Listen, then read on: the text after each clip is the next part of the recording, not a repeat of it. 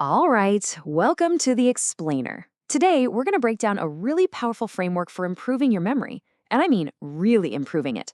We're not just talking about little tricks, we're talking about building a whole system for long term retention that actually sticks.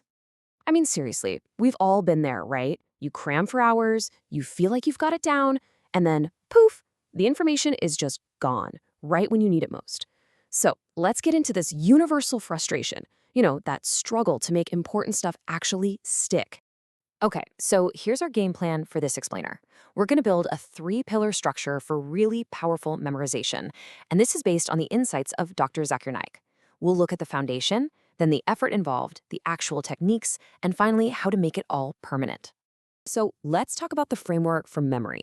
And this goes way beyond just simple tricks and techniques. I'm sure you've seen all those courses offering memory hacks and stuff. But what we're diving into today is way more fundamental.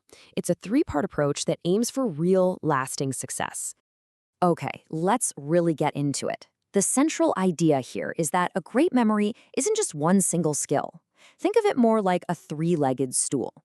It's built on these three core principles that all have to work together. If you kick one of the legs out, well, the whole thing comes crashing down. All right, pillar number one, the foundation. This is all about the role of faith and intention. And what's interesting here is that this isn't a technique you go practice. Nope. It's a mindset you have to adopt. It is literally the foundation that everything else is built on.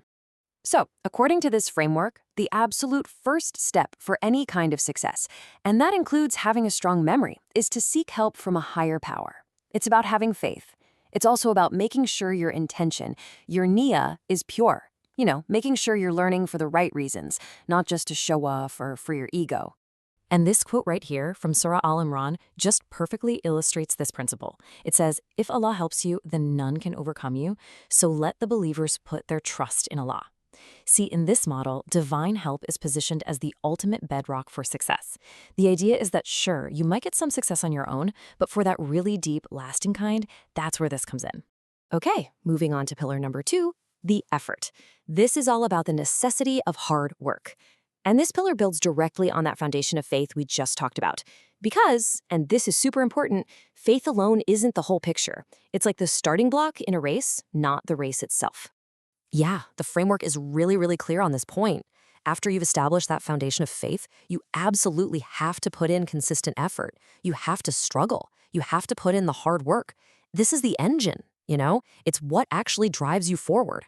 And check out this verse from Surah Al-Ankabut. If you strive in His path, Allah will open up His pathways for you. It directly connects that act of striving with, well, opening up the path. The message couldn't be clearer. You put in the effort with the right intention, and the doors to understanding start to open. The two pillars just work hand in hand.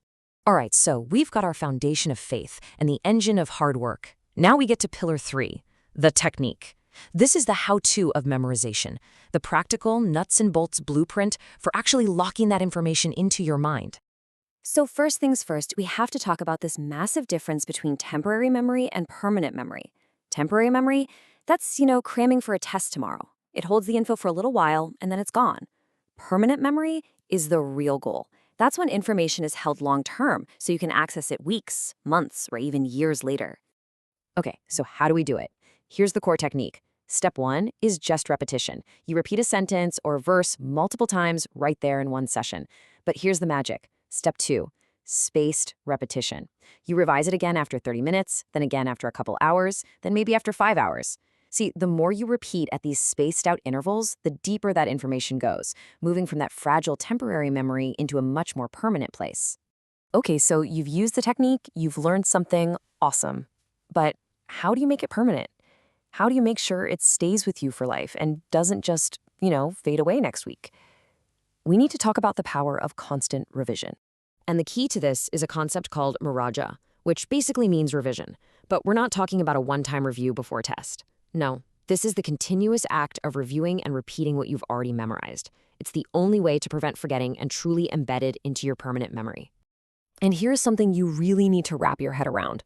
Over time, the amount of time you spend on revision, on muraja, is actually going to become greater than the time you spend learning new stuff. It's a huge shift in the process. As your mental library grows, most of your work becomes maintenance. It's a real long-term commitment.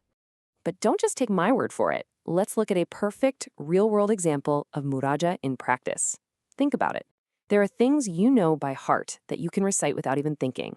The daily recitation of Surah Al-Fatiha in prayer is a perfect case study. So check this out. A Muslim who prays regularly recites Surah Al-Fatiha a minimum of 17 times every single day.